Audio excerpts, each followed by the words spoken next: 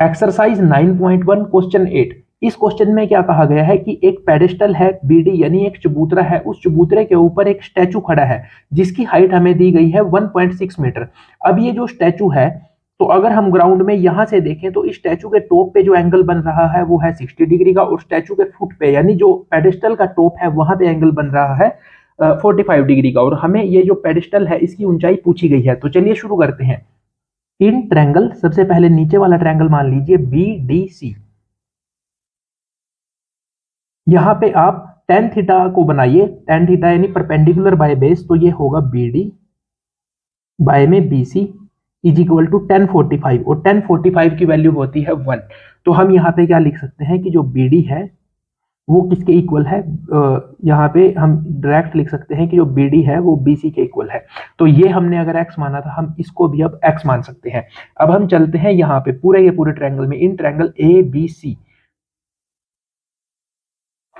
तो in triangle ABC में हम क्या लिखेंगे, P यानी P अब क्या है 1.6 प्लस x बाय में x,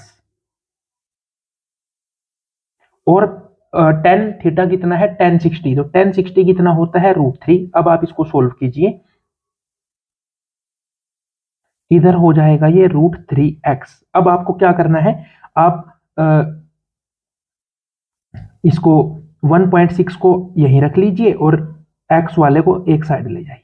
ठीक है, यहां से आप क्या कर सकते हैं, आप x को कॉमन ले सकते हैं, यहां पे बचेगा √3 - 1। तो अब आप क्या कीजिए, x को अलग रख लीजिए, बाकी जो सारे के सारे हैं उनको एक साइड। तो 1.6 के बाय में आ जाएगा √3 - 1, और ये आपका आंसर यहाँ पे आ गया। अब आपको क्या करना होता है, अगर नीचे डेनोमिनेटर में रूट वाली कोई भी रकम आ जाती है तो आप करते हो रेशनलाइज। तो रेशनलाइज करिए इसको और इसका आंसर आपके सामने आ जाएगा। यहाँ पे हम रेशनलाइज में क्या करते हैं, साइन चेंज कर देते हैं, ऊपर भी नीचे भी। तो ऊपर क्या हो गया, ऊपर तो एज इट इज।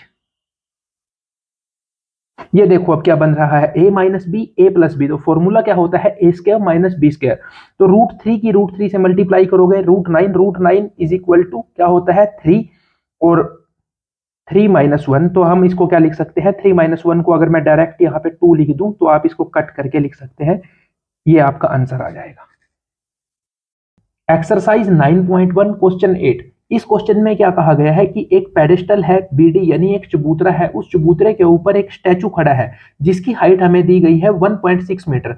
अब ये जो स्टैचू है, तो अगर हम ग्राउंड में यहां से देखें तो इस स्टैचू के टॉप पे जो एंगल बन रहा है वो है 60 डिग्री का, और स्टैचू के फुट पे यानी जो पेडिस्टल का टॉप है वहां पे एंगल बन रहा है 45 डिग्री का, और हमें ये जो पेडिस्टल है इसकी ऊंचाई पूछी गई है। तो